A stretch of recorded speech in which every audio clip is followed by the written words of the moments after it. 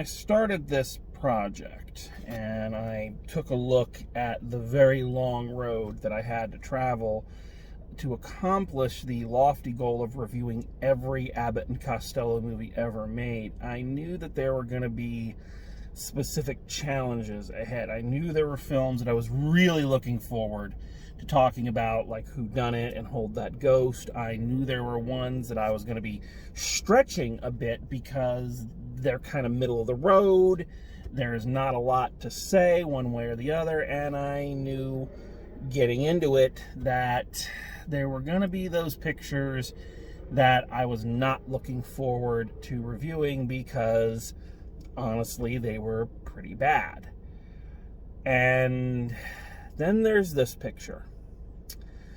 This is a movie that I was looking forward to and simultaneously was a bit intimidated by, because if I was asked to rank the Abbott and Costello film pantheon, people who do movie reviews online, we love doing lists, and if I was ever asked, okay, give us the Abbott and Costello filmography, from worst to best, I really believe that this film would be at the top. I think this is Abbott and Costello's best movie. Maybe not their most iconic, maybe not the most influential, maybe not the one that everybody immediately thinks of, but if I'm looking at this one as just a pure movie outside of the Abbott and Costello pantheon and just rating it as a movie, I really feel this is their best work. This is the best of them. It feels like everything they were trying to do with Little Giant, that the things that I talked about that just didn't hit quite right or just weren't perfected yet, I feel like this film, it got it. There is virtually nothing, as I was looking at this film and rewatching it and just loving every second of it, there's very little I can say in the negative column for it. Even their best pictures, I could come up with something and say, well, this doesn't work or that doesn't work or there's this issue. The most I have is one nitpick, and that's it. I feel like this movie just got it right. This is more than just a good Abbott and Costello movie. This is more than just a good movie. This is one of my favorite movies of all time. I mentioned this back when we did Hold That Ghost, that, when I do my top 20 movies of all time, again, we love making lists. The number 3 spot is shared by 3 Abbott and Costello movies. The first being Hold That Ghost, and the second being this one. This is not just a great movie, it's one of my all-time favorite movies. And that is a daunting task when you're asked to kind of analyze a movie that you love and say, why do you love it so much? What is it about this film that just connects with you and puts it on that high pedestal? And as I'm watching this movie and as I'm preparing for this review, the honest truth is I'm not sure I can put it into words. It's one of those things that just kind of hits on all the right cylinders. Everything just seems to be working in the right direction, and everything just fits together. It's very difficult sometimes to understand why one thing works and one thing doesn't. And, I've studied this. I've studied critique, and I've studied analysis and character analysis and script analysis, and I'd like to believe that as I've been doing my drive home reviews over these last several years, that those skills have gotten even better. I'm not going to say I'm the best. I'm no Lindsay Ellis, but I like to think that I have a good insight to what makes a good story and what makes compelling characters and why one thing works and one doesn't. But as I'm watching this movie, it's just very difficult to put into words. This is just a really great film. So I'm a little intimidated by it. I'm a little intimidated by the task I've set for myself. So I'm going to do the best I can, and I hope you will forgive me if I don't hit the mark quite as well. But I'm going to do the best I can. So let's talk about The Time of Their Lives. So this is the second film in this experiment to try to shake up the Abbott and Costello formula. The thing that they had started with on Little Giant, of trying to get them out of that kind of routine to routine to routine to routine, the boy-girl stories, the musical numbers, the elaborate chase scenes, and put them more in grounded comedies. I think that's a big thing we got to make a differentiation on here. Most of the Abbott and Costello filmography, I'd say 97%, I'm not good with math, I'd say 90% of the Abbott and Costello filmography is what we would probably term as farcical, using the modern definition, in that it's comedy without consequences. And that's true of, a lot of vaudeville comedians who did films. The Marx Brothers, the Three Stooges, Laurel and Hardy.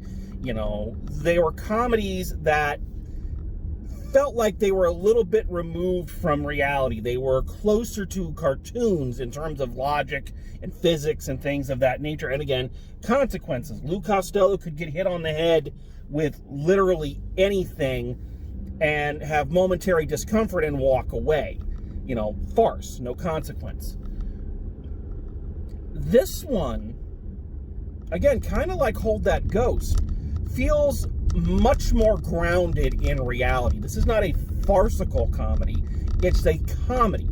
One that is a lot more on the ground in terms of logic and whatnot, which is funny when I tell you the story. So what is the story of The Time of Their Lives? Well, we begin in the closing days of the Revolutionary War, like you do, where a little tinker by the name of Horatio Prim, played by Lou Costello, and a young, well-to-do woman named Melody Allen, who's played by Margarine Reynolds, uncover a plot by the Redcoats to betray the Americans. They uncover Benedict Arnold's plot, or a portion of it, and as they're racing away to try to warn the colonial troops, they're mistaken for traitors by colonial troops. They're shot and killed, and the officer who shot and killed them places a curse on them, because apparently that's something you can do.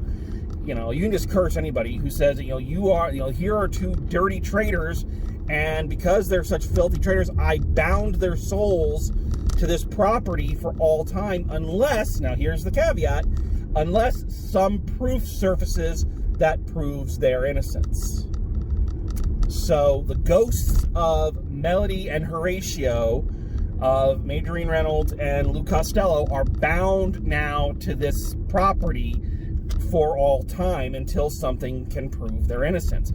Flash forward 100-some years to then present 1946, I believe, and the house that Melody had lived in has been reopened. All the original furniture is back, and new people are starting to inhabit it.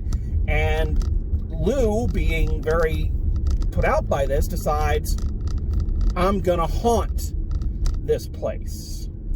So he and Melody set out to haunt this the place they had once lived and worked, and then decide they're going to try to look for evidence that's going to prove their innocence so they can finally escape their curse.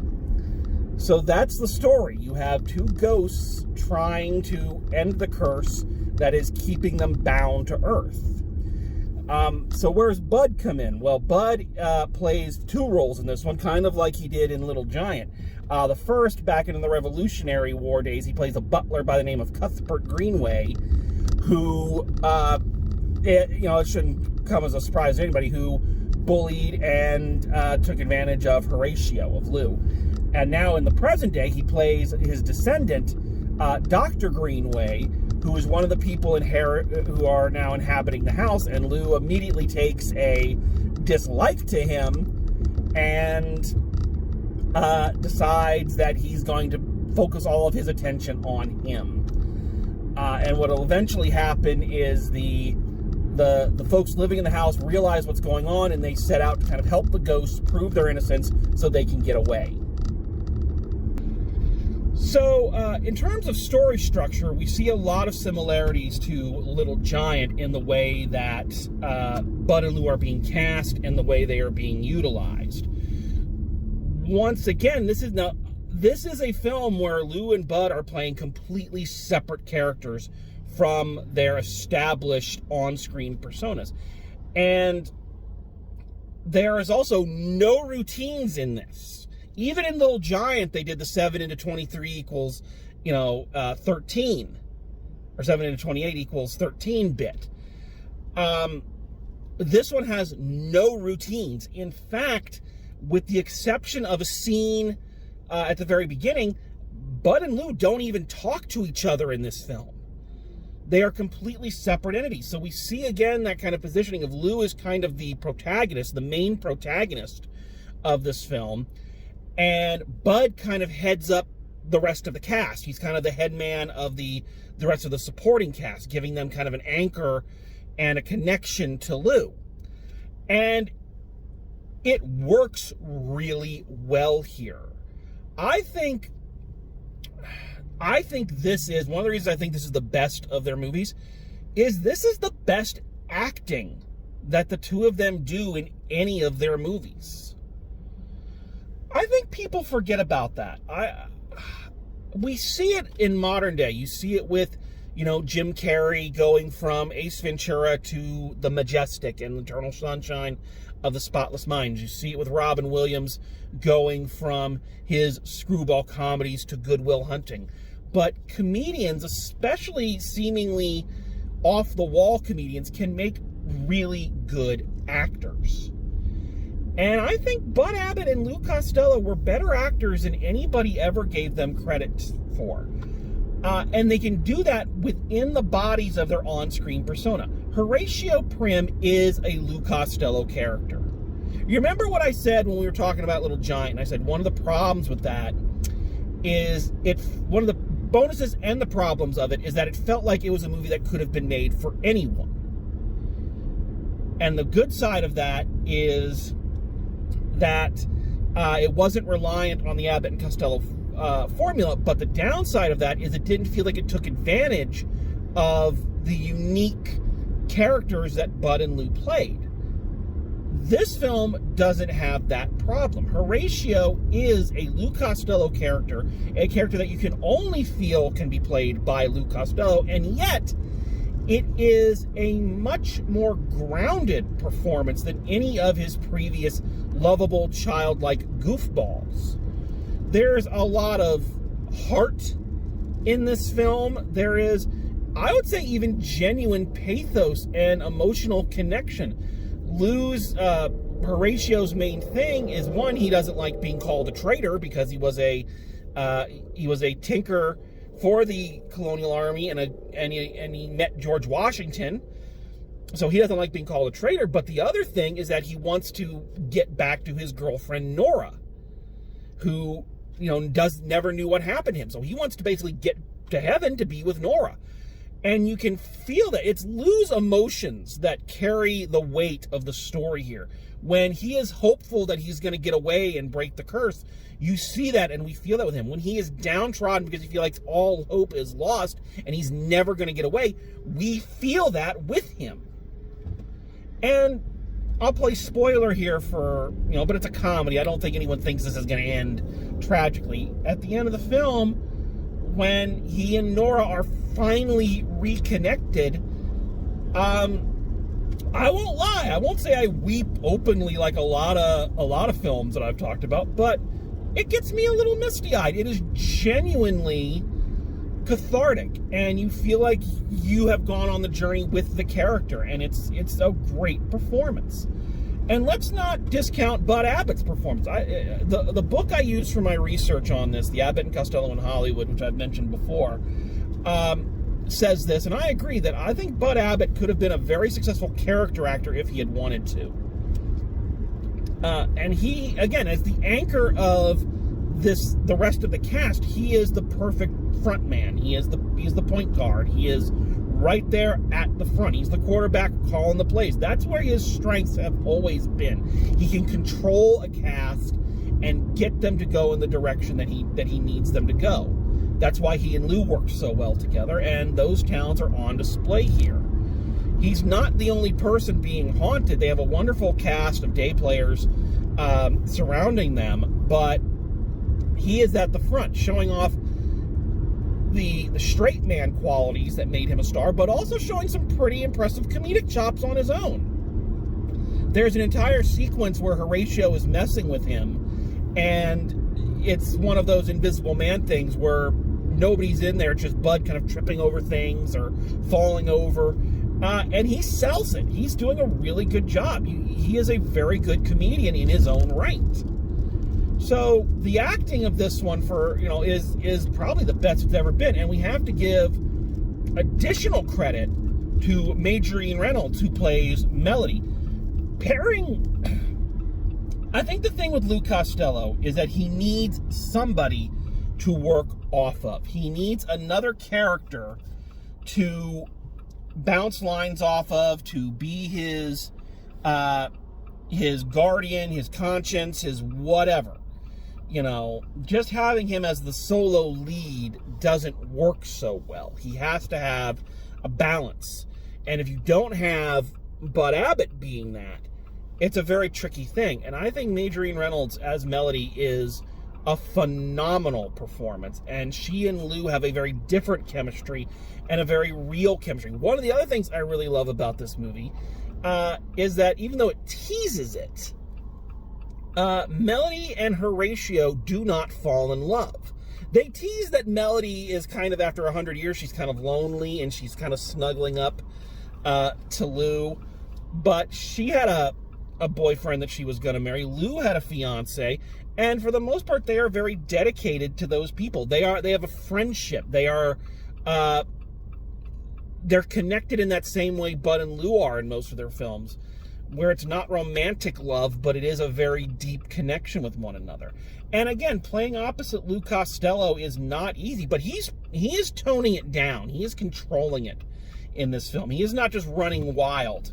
He is really giving it his all, and Majorine Reynolds matches him note for note. It is a phenomenal performance that I really, really love. She is just as much a character, and their chemistry is, again, very different from the typical Abbott and Costello chemistry, but it's still really good, and they have a very strong connection to each other, which you as the audience want to go along with. It just works.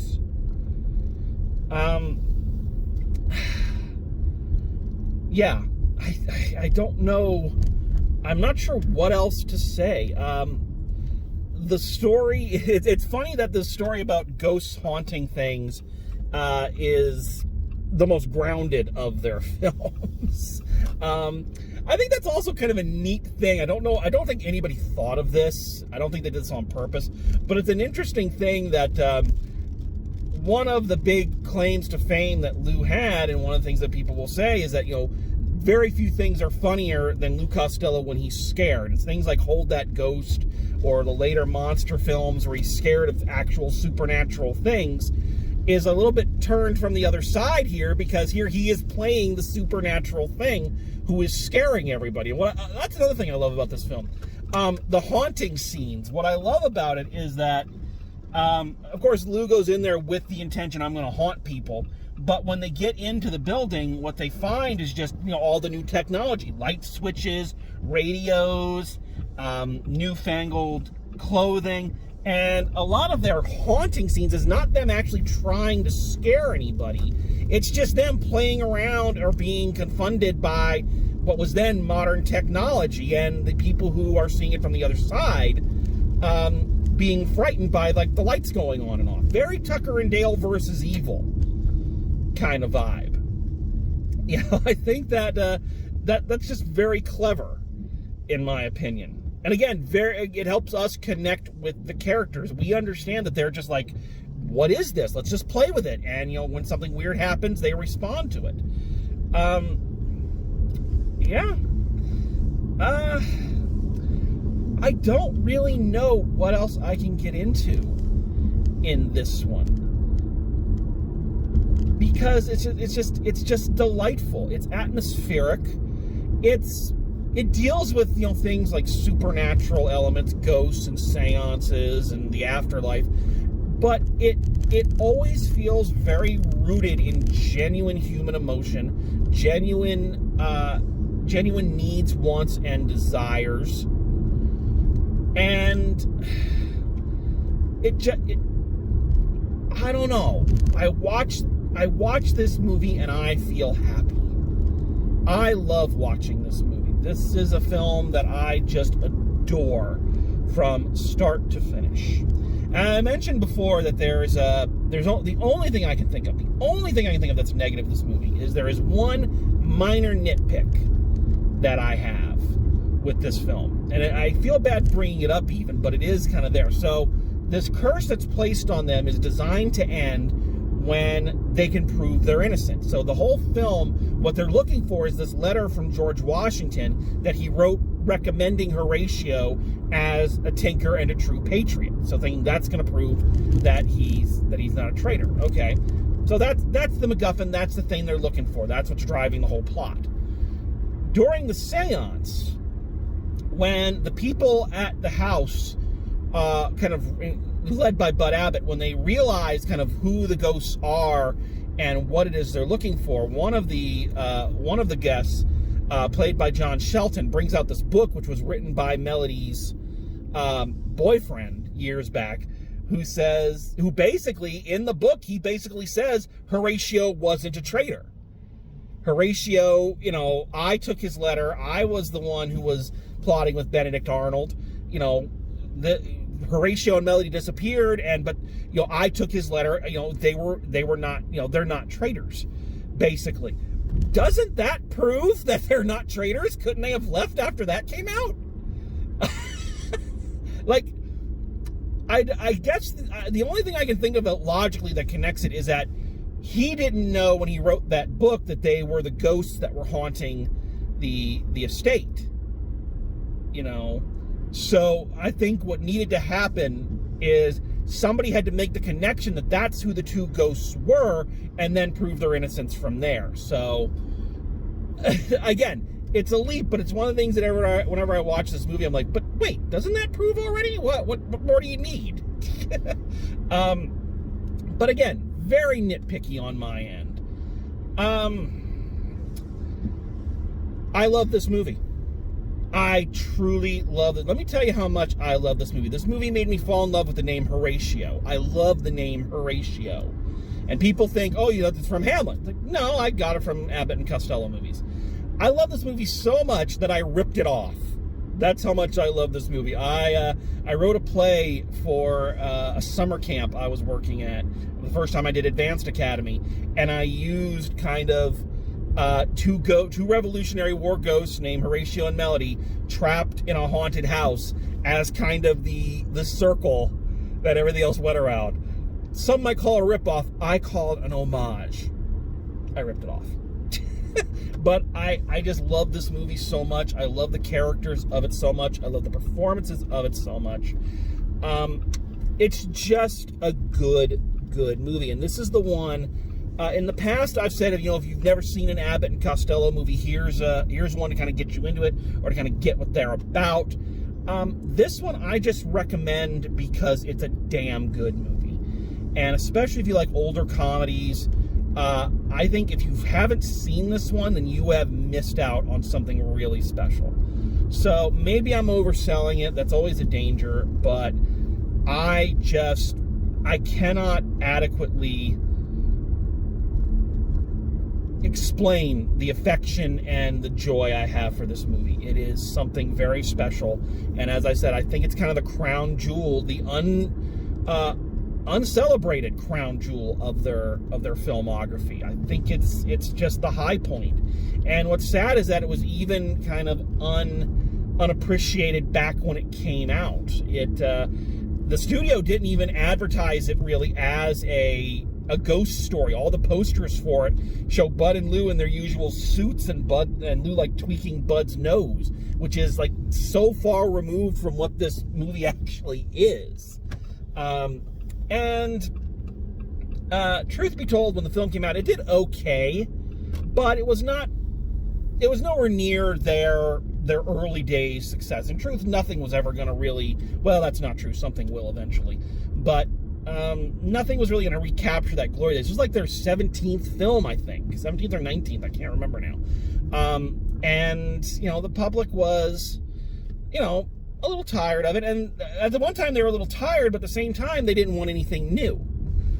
So when the studio kind of got together and they were trying to figure out what are we going to do for their next film, new directors were brought in, and the decision was made that what they needed to do is they needed to take Abbott and Costello back to their roots. They needed to take everything back where the glory had kind of begun. So this little experiment that they did with Little Giant and Time of Their Lives, they would stick a little bit to it, but that type of comedy they wouldn't do much of anymore, which is a shame, because maybe if they had allowed it to breathe a little and they had allowed it to mature and for the audience to get used to it, it could have represented an early renaissance for them, which they were going to have in a couple more years, but it might have brought it on a little sooner. But whatever the reason, it was decided that the audience didn't want this. They wanted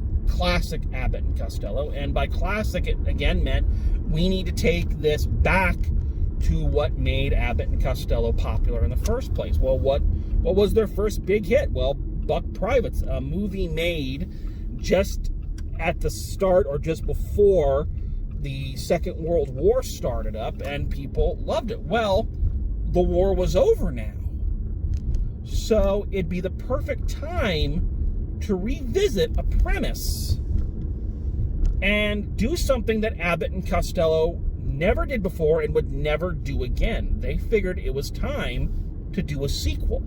It was time for the Buck Privates to come home. And that is what we're going to take a look at next time when Drive Home Reviews meets Abbott and Costello.